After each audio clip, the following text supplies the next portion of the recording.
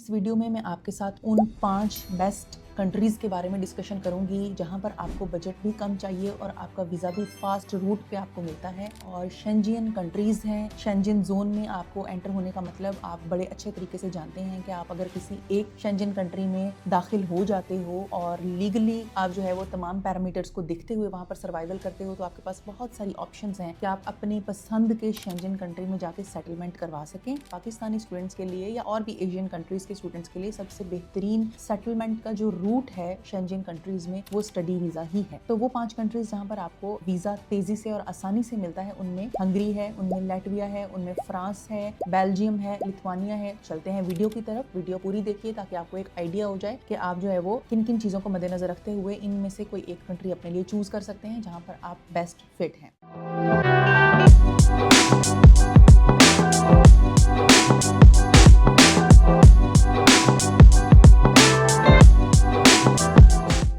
आपने जब भी स्टडी अब्रॉड अप्लाई करना है उससे पहले आपने उसके ऊपर एक होमवर्क करना है। आपने बाकायदा सर्च करनी है। आपने कंट्रीज़ को, वहाँ पर मौजूद यूनिवर्सिटीज़ को, वहाँ पर मौजूद जो लोग जो इंटरनेशनल स्टूडेंट पढ़ रहे हैं उनको, इन तमाम चीज़ों को आपने देखना है। इनसे आपने जो है वो एक आइडिया लेना है कि आप कहाँ पर फिट आएंगे, आपको कितना खर्चा चाहिए, आपके लिए क्या कौन सा कंट्री जो है वो बेस्ट है। तो आपने सिर्फ एक कंट्री को चूज नहीं करना अप्लाई करने के लिए, आपने कम से कम 2 कंट्रीज को लिस्ट में रखना है। और उन 2 कंट्रीज की जो यूनिवर्सिटीज़ हैं आपने एक यूनिवर्सिटी में अप्लाई नहीं करना है, क्योंकि आपको जब फर्स्ट टाइम आपका एक्सपोजर होता है इंटरनेशनल रिक्रूटमेंट टीम के साथ, आपने वहां पर इंटरव्यू देना होता है। तो आपको ये चीज जहन में रखनी चाहिए कि आपने मार्जिन छोड़ना है कि अगर आप पहले इंटरव्यू को क्लियर नहीं कर पाते, बहुत से हमारे स्टूडेंट्स जो हैं वो 1 गो में ही अपना इंटरव्यू क्लियर कर लेते हैं, लेकिन फिर भी हम यही सजेस्ट करते हैं कि आपने 2 से 3 यूनिवर्सिटीज में अप्लाई करना है कम से कम, ताकि आपको अगर पहली यूनिवर्सिटी में आपका इंटरव्यू क्लियर हो जाता है फिर तो बहुत अच्छी बात है, अगर नहीं होता तो आपको एक आइडिया मिल जाता है कि आपसे किस तरह की क्वेश्चनिंग और किस तरह के एक माहौल में आपसे सवालात पूछे जाएंगे। आपको एक बेटर एक्सपीरियंस मिल जाता है और आप आसानी से फिर जो है वो नेक्स्ट इंटरव्यू को फेस कर सकते हो। सबसे पहले अगर हम बात कर लें लैटविया की, तो लैटविया हमारी तरफ से आपको काफी दफा लैटविया के बारे में इंफॉर्मेशन पास की गई है। लैटविया को आप डेफिनेटली अब जानते हैं। लैटविया को आप रिसर्च कीजिए। आप वहां पर आपको सबसे जो इंपॉर्टेंट चीज है कि वो बजट बहुत ही कम चाहिए। बजट जो होता है वो आपका मेन आपकी ट्यूशन फी बनाती है। तो यहाँ पर आपकी जो ट्यूशन फी है वो 2500 यूरो से लेकर तकरीबन 5000 यूरोस तक है, चाहे आप बैचलर के स्टूडेंट हैं चाहे आप मास्टर्स के स्टूडेंट हैं। लिविंग कॉस्ट यहाँ पर बहुत कम है। कोई 400 से लेकर 600 यूरोस पर मंथ तक आपको लिविंग कॉस्ट बहुत खुला डुला अगर आप खर्च करें तो आपको इतनी लिविंग कॉस्ट पर मंथ पे करना होती है। लिविंग कॉस्ट में आपको पता है आपका फेयर आता है, आपका खाना पीना आता है, आपकी ग्रोसरीज आती हैं, बेसिक नेसेसिटीज आती हैं, आपका इंटरनेट, आपका लॉन्ड्री,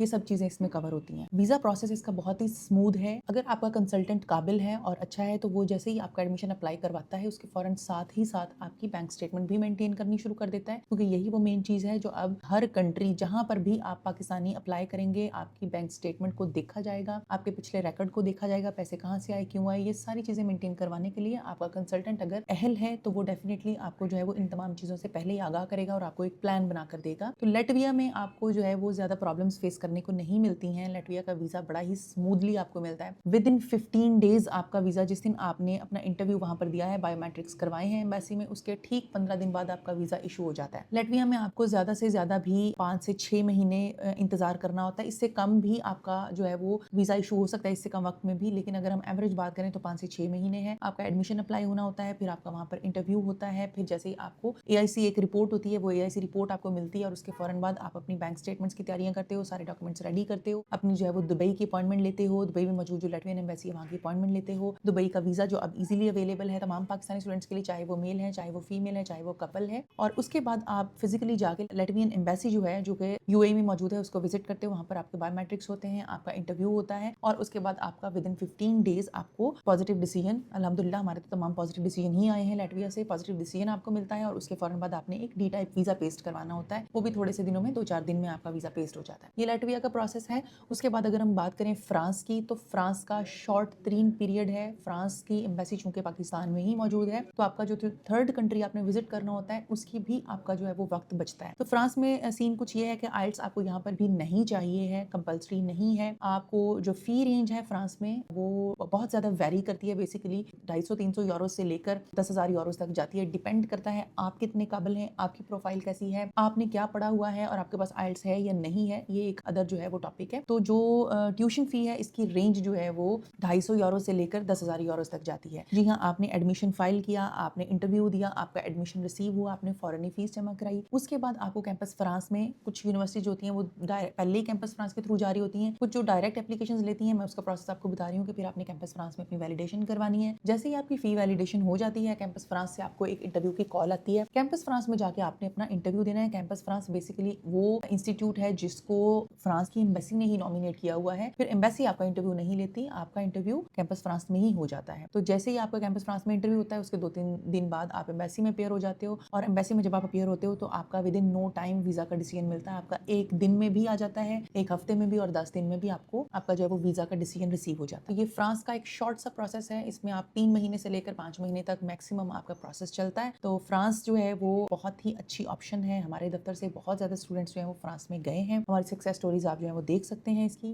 उसके बाद अगर हम तीसरा कंट्री देखें तो वो है जी लिथुआनिया। लिथुआनिया की अगर हम बात करें तो लिथुआनिया का प्रोसेस कुछ यूं है कि इसके लिए भी आपको थर्ड कंट्री विजिट करना होता है। लिथुआनिया में भी जैसे ही आप एडमिशन अप्लाई करते हो, अप्लाई करने के साथ ही आपने अपनी बैंक स्टेटमेंट्स जो है उसको मेंटेन करना शुरू कर देना है। आपने अपना स्पॉन्सर डिक्लेयर करना है यूनिवर्सिटी को, क्योंकि अब वहाँ का जो माइग्रेस का डिपार्टमेंट है उन्होंने ही इवेलुएट करवाना, यूनिवर्सिटी से कहा है कि आप इवेलुएट करें और फिर जो ट्रू और जेन्युइन स्टूडेंट है उसको ही आप एडमिशन दें और फिर ही वो आप हमारे पास भेजें, ताकि बच्चे का भी वक्त बचे। अब जो केसेस होंगे वो बहुत स्मूथ और शॉर्ट टाइम पीरियड के लिए होंगे। अपॉइंटमेंट के भी इश्यूज रिजॉल्व हो गए हैं। जैसे ही आप माइग्रेस में अपना फॉर्म भेजते हो, माइग्रेस अप्रूव होता है, फौरन ही आपको 2-3 स्लॉट्स दे दी जाती हैं कि यहाँ से आप अपनी जो है वो वीजा प्रोसेस के लिए अपना अपॉइंटमेंट चूज कर सकते हैं। जैसे ही आपको अपॉइंटमेंट मिल जाती है, आप अपॉइंटमेंट लेते ही फिर आपका जो है ना वो उस अपॉइंटमेंट डेट पे आप थर्ड कंट्री विजिट करते हो। डिपेंड करता है कि आप किस कंट्री को प्रायोरिटी दे रहे हो, कि आपने किस कंट्री में जाना है। मलेशिया में आप जा सकते हैं, थाईलैंड में आप जा सकते हैं, अजरबैजान में आप जा सकते हैं, बहुत सी और भी कंट्रीज की लिस्ट है। तो जैसे ही आपकी वहां पर जाकर बायोमेट्रिक होती है, फिर वो आपको वापस भेजते हैं। आपने फिर ऑनलाइन इंटरव्यू देना होता है एम्बेसी को। ऑनलाइन इंटरव्यू आपका 10 मिनट का भी हो सकता है, ऑनलाइन इंटरव्यू आपका घंटे का भी हो सकता है। डिपेंड करता है कि आपने इंटरव्यू को टैकल कैसा किया है। और फिर आपका जो डिसीजन है, पहले तो तकरीबन महीना 1.5 महीना लगता था, लेकिन अब बहुत ही शॉर्ट टाइम लगा करेगा, तकरीबन 2 से 3 हफ्ते, क्योंकि अब आपका आधे से ज्यादा काम आपकी यूनिवर्सिटी पहले ही कर चुकी होगी। आपका स्पॉन्सर पहले से डिक्लेयर्ड होगा, आपकी डॉक्यूमेंटेशन पहले से डिक्लेयर्ड होगी कि आपका जो स्पॉन्सर है वो आपको सपोर्ट कर रहा है, कैसे कर रहा है, क्यों कर रहा है, आपकी स्टेटमेंट ऑलरेडी उन्होंने देखी हुई होगी। तो ये तमाम वो काम है जो करते करते माइग्रेस कोई 2-3 हफ्ते ले जाता था। अब जो बाकी बचा हुआ टाइम होगा वो उसमें ऑब्वियसली आपका डिसीजन तैयार करेंगे और आपको डिसीजन अनाउंस करेंगे। उसके बाद फिर आपने उसी कंट्री से जहां आपका बायोमेट्रिक हुआ था वहां से टीआरपी अपनी पिक करनी होती है और आप आगे मूव करते हो। बहुत अच्छी ऑप्शन है, बहुत अच्छी वीजा रेशो है इस कंट्री की, और हमारे बहुत सारे स्टूडेंट्स ने हमें पॉजिटिव फीडबैक दिया है जो वहां पर जा चुके हैं। कोई ऐसा बच्चा नहीं है जो वहां जाकर तंग है, किसी एक बच्चे का नेगेटिव फीडबैक नहीं आया है। हमारे तमाम स्टूडेंट्स ने हमें यही कहा है कि जो कहते हैं कि लिथुआनिया क्या है और कहाँ है और क्यों है, उनको बताइए कि लिथुआनिया को रिसर्च करें। एक बहुत ही खूबसूरत और बहुत ही अच्छा कंट्री है और आपके लिए बहुत ज्यादा जो है वो सेटलमेंट के चांसेस लिथुआनिया को एज अ गेटवे बनाकर आगे पहुंचने के हैं। उसके बाद अगर हम बात करें तो वो हंगरी है। हंगरी में भी आपको आइल्स की जरूरत नहीं है। हंगरी में आपका जो है वो शॉर्ट सा टाइम पीरियड आपको चाहिए। हंगरी के लिए भी आपका डी टाइप वीजा होता है। हंगरी की बैंक स्टेटमेंट भी आपने इसी तरह मेंटेन करनी है। देखें, ये चीज आपने जहन में रखनी है कि आप जहां पर भी अपना वीजा डालोगे, आपके फाइनेंशियल प्रूफ, आपका स्पॉन्सर और आपकी बैंक स्टेटमेंट को बहुत ज्यादा इंपॉर्टेंस हासिल है। तो आपने इन तमाम चीजों को अपने कंसल्टेंट से बिल्कुल क्लैरिटी के साथ उसकी सारी इन्फॉर्मेशन लेकर फिर चलना है। तो हंगरी का भी बहुत ही शॉर्ट सा टाइम पीरियड है। हंगरी में भी क्विकली आपको वीजा का रिस्पॉन्स आता है। ये भी एक बहुत अच्छा कंट्री है। आप विदाउट आइल्स भी यहाँ पर अप्लाई कर सकते हैं और अपना वीजा जल्द से जल्द 2 से 3 हफ्तों में रिसीव कर सकते हैं। उसके बाद अगर हम बात करें तो बेल्जियम डेफिनेटली 4,000 यूरो से लेकर 10,000 यूरो तक बेल्जियम का बजट भी जाता है। बेल्जियम का एक प्लस पॉइंट ये है कि यहाँ पर आपने ब्लॉक अमाउंट देनी होती है। ब्लॉक अकाउंट आप वहाँ पर खुलवाते हो यूनिवर्सिटी में और वहाँ पर आप जो है वो ब्लॉक अमाउंट रखवा देते हो अपनी। तो वो एक बड़ी अच्छी कह लें कि एक पॉजिटिव चीज इसलिए है कि वो एक गारंटी होती है आपकी यूनिवर्सिटी को और एम्बेसी को भी कि इसने हमें आइंदा इसके कहीं भागने के चांसेस नहीं है। पढ़ने आया है, पढ़ेगा ही, क्योंकि इसकी अमाउंट हमारे पास हमारे कब्जे में है। वो हर महीने आपको उसमें से पैसे देते रहेंगे। तो एज अ सिक्योरिटी आपके पास वो अमाउंट भी होती है। जॉब्स भी अवेलेबल है। मैंने आपसे जिस भी कंट्री का जिक्र किया है 20 से 25 घंटे आपको काम लीगली अलाउ है। उसके अलावा अगर आप ऑनलाइन काम करना जानते हैं, फ्रीलांसिंग, तो वो बेहतरीन है। उसके अलावा आप यहाँ जाने से पहले स्किल्स लेकर जाइए। स्किल्स में ऑलरेडी भी एक्सप्लेन कर चुकी हूँ। आप मोबाइल्स रिपेयरिंग कर सकते हैं, आप बार्बर शॉप से ट्रेनिंग ले सकते हैं, आप